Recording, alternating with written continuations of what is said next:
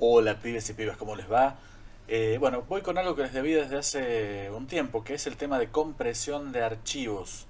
Uno de los primeros trabajos prácticos que tenían, ya la mayoría lo ha estado entregando, pero bueno, tenemos que ampliar un poco e ir en detalle sobre lo que es el tratamiento puntual de este tema. Vamos por partes. ¿Qué pasa con el tema de la compresión de archivos? Bueno, simplemente que hace mucho tiempo la cuestión del espacio era primordial, era un asunto que había que atender en forma prioritaria en la cuestión de aplicaciones y desarrollos informáticos. ¿Por qué? Porque teníamos muy poco espacio en los medios de almacenamiento, como por ejemplo los viejos disquetes de 5 pulgadas y un cuarto que tenían una capacidad máxima de 1,2 megabytes. Imagínense, hoy no hay nada que ocupe eso. Un simple archivo de texto ocupa más. Y la cuestión de la transmisión de datos, cuando empieza a surgir la posibilidad de transferir información entre un equipo y otro, los viejos, los antiguos modems, los primeros modems, como ese que está en la imagen, que bueno, es uno que era un acoplador telefónico, era ya de lo más antiguo que podemos llegar a ver en materia de comunicaciones, tenían una velocidad de 300 bits por segundo.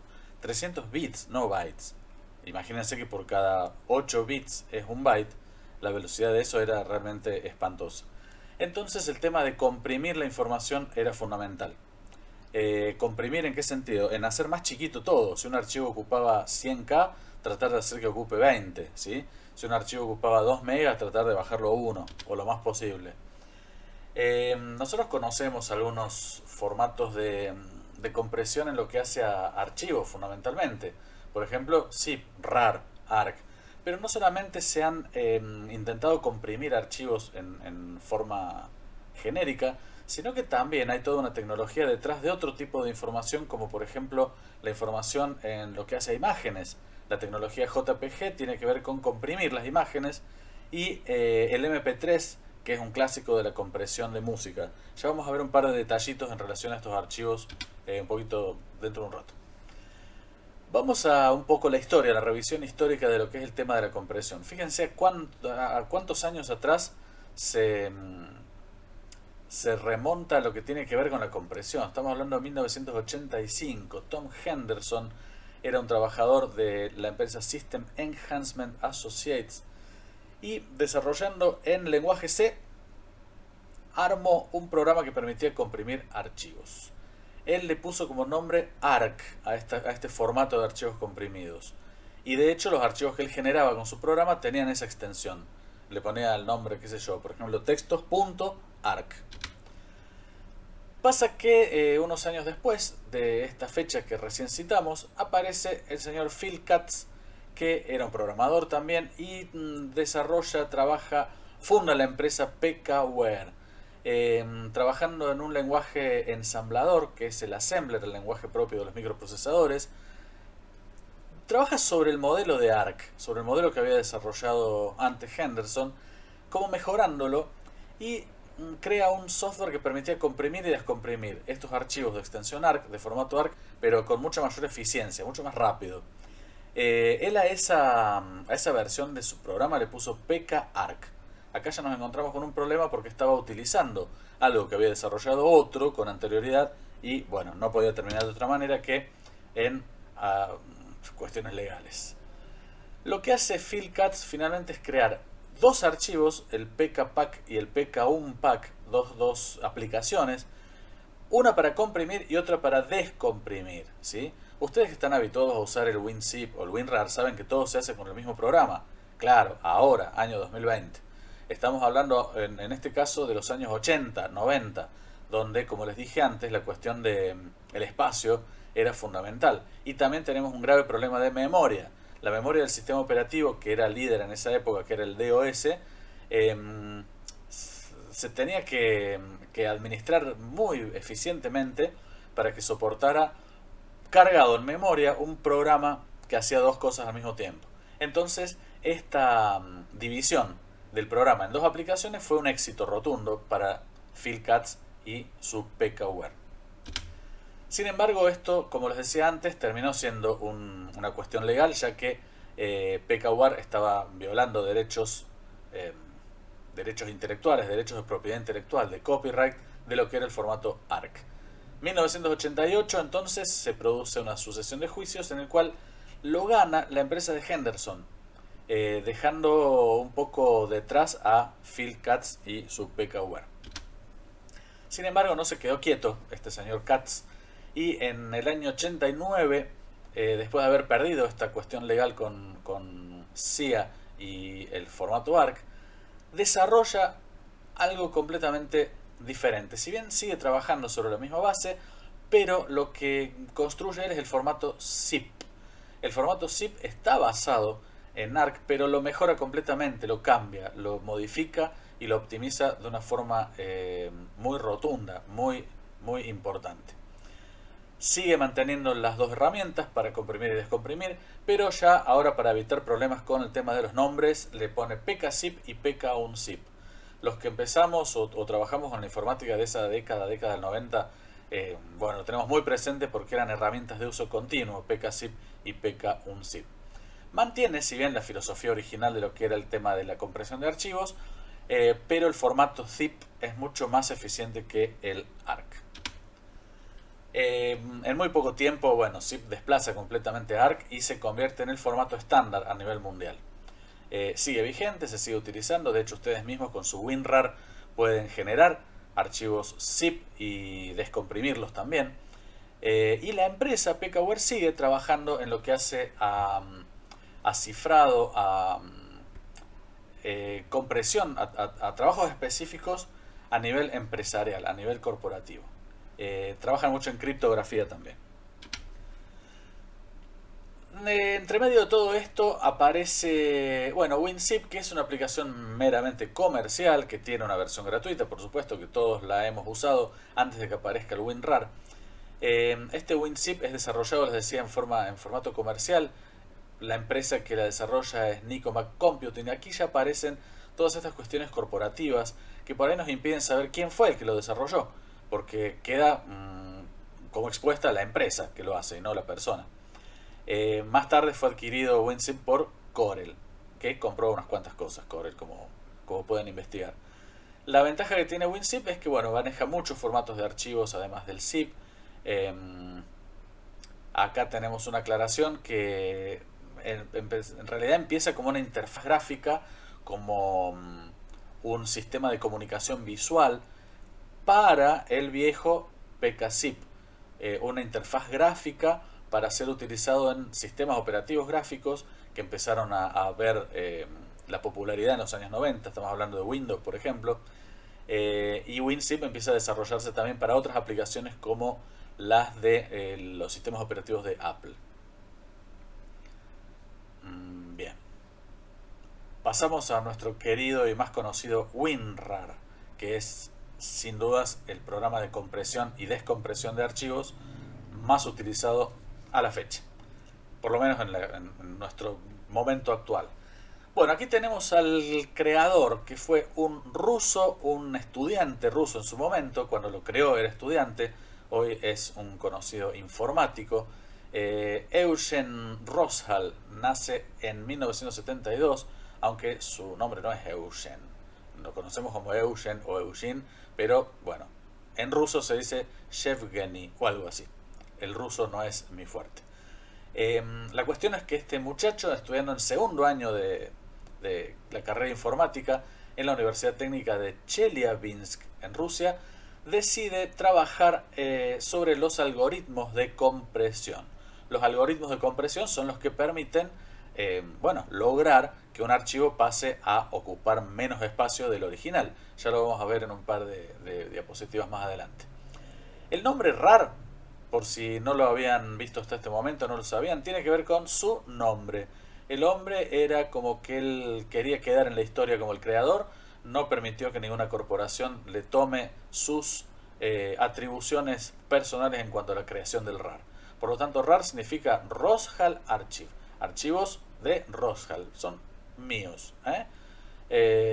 Marcó la cancha. La cuestión es que él mejoró notablemente los archivos y los algoritmos ZIP existentes hasta el momento, basados en los viejos ARC. y empezó a desarrollar versiones mejoradas año tras año de su propia creación, de su propio producto.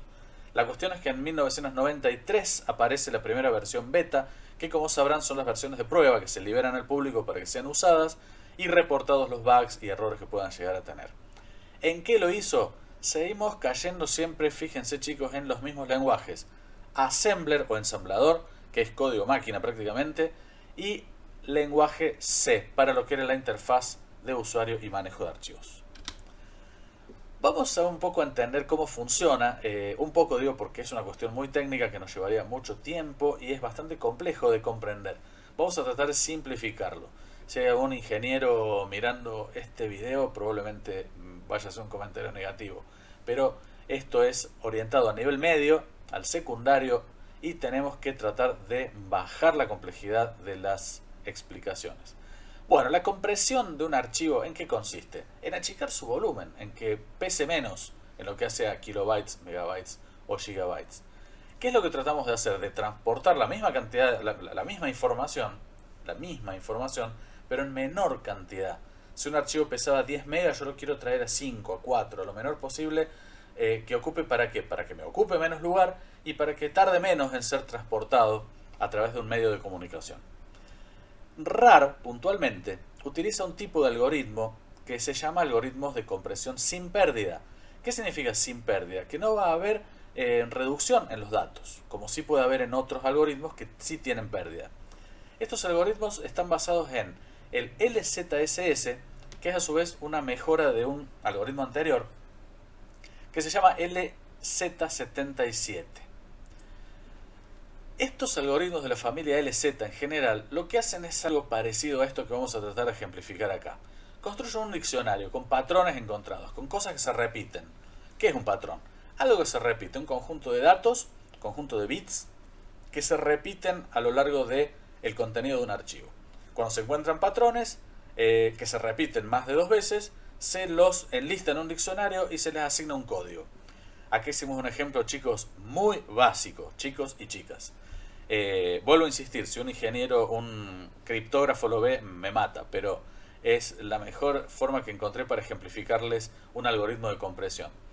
Ahí tenemos un párrafo donde hay varias palabras que se repiten. Bueno, ¿qué hace el algoritmo de compresión? Busca esas palabras que se repiten y las codifica.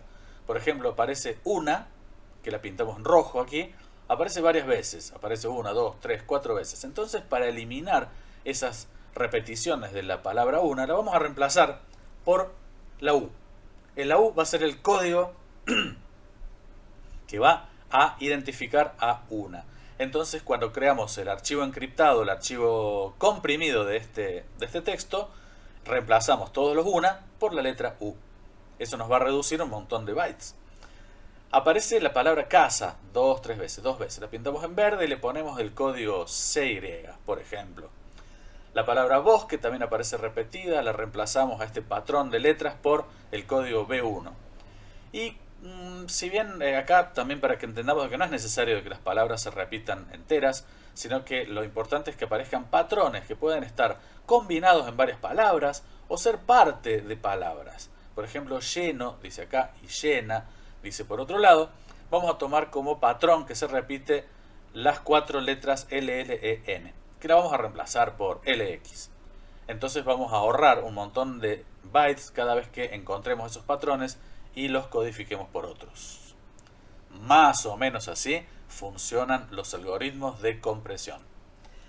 Decíamos que estos algoritmos son algoritmos de compresión sin pérdida, que son empleados para comprimir información que es muy crítica, que yo no puedo darme el lujo de perder algo de información. Imagínense si en el cuento anterior pierdo la palabra bosque, va a decir, había una vez una niñita que vivía en una casa en el medio del... y no me puedo dar el lujo de perder la palabra. Entonces utilizo algoritmos sin pérdida. Los algoritmos con pérdida, ¿cuándo yo puedo darme el lujo de perder información? Bueno, cuando esa información o bien no es relevante o bien no puedo acceder a ella por las vías naturales. Por ejemplo, el caso de los archivos MP3. Los archivos MP3 son de audio, son de música y son archivos naturalmente comprimidos. Es decir, cuando ustedes escuchan un archivo MP3 ya está comprimido. El hecho que se llame MP3 significa que fue comprimido al ser creado. ¿De dónde es creado? Bueno, de un archivo WAV, de un archivo de señal de onda, de un archivo de audio puro que contiene todas las frecuencias propias del archivo original, del sonido original que le dio origen. ¿Qué pasa acá? Nosotros tenemos, por ejemplo, dentro de lo que es el sonido, tenemos un rango que es el audible y otro que va hacia arriba y hacia abajo, que no es audible por el oído humano.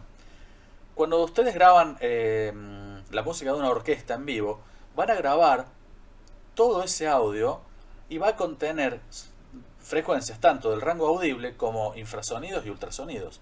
Va a haber un montón de frecuencias en ese archivo que el ser humano no las va a escuchar.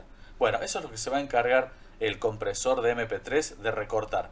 Anula todo lo que es las frecuencias no audibles por el oído humano y comprime solamente dentro del rango de frecuencias audibles, por ejemplo, ¿sí? A grosso modo, y tratando de explicarles cuál es la diferencia entre un algoritmo con pérdida y uno sin pérdida.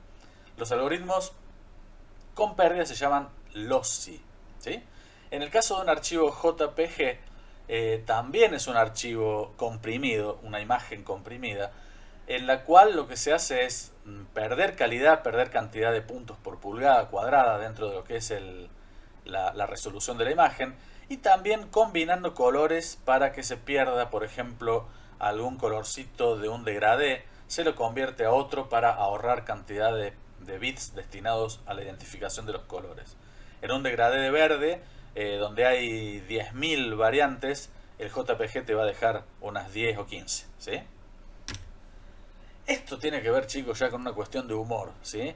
WinRAR es un programa que, si bien es pago, pero la versión gratuita está constantemente disponible. No te pone ningún tipo de limitación, solamente sacar el cartelito de si usted lo va a comprar, ¿sí? Se ha hecho mucho humor con respecto a esto. Acá tenemos algunos memes clásicos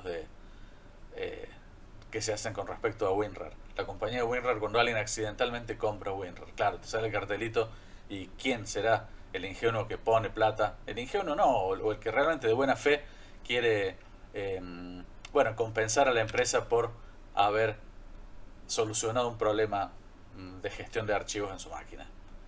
Por favor, paga. Yo no, y WinRAR. Y bueno, aunque no pagues, lo vas a poder usar igual, ¿sí? Vamos, WinRAR, di lo tuyo. Los chicos, los amiguitos de Bart Simpson. Y el cartelito de, comprar ahora, cómo comprarlo, cerrar y ayuda. Cuando hacemos cerrar, seguimos usando WinRAR tranquilamente. Esto no es para nada alentar a descartar este tipo de opciones. Al contrario, si uno tiene la posibilidad de colaborar y aportar, está bueno que lo haga. Chicos, chicas, por supuesto que WinRAR y WinZip no son los únicos compresores que existen. Hay muchísimos programas más. Acá vamos a ver algunos y al final de la diapositiva o en la última hay una página donde pueden ir a verlos, a todos estos programas. 7zip, WobZip, hay uno que vos lo haces online, que se llama OnlineZip, y que cuando vos comprimís el archivo o lo descomprimís te lo mandan a tu correo electrónico. Tenemos programas pagos, tenemos programas gratuitos, tenemos algunos de código abierto que muestran cómo están hechos, y tenemos por supuesto también como el ZArchiver Pro para Android, que es la vedette del momento en materia de sistemas operativos, ya que es el que domina en el mercado de los móviles. Acá les dejo entonces algunas páginas en las cuales me he basado para hacer este pequeño informe. Les recomiendo que entren, las miren.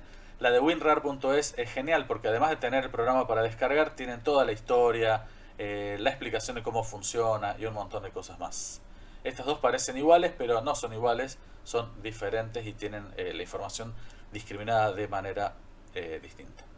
Espero que les haya servido. Ahora en instantes vamos a estar subiendo el archivo, el tutorial de cómo usar WinRAR para comprimir y para descomprimir archivos. Nos vemos en breve.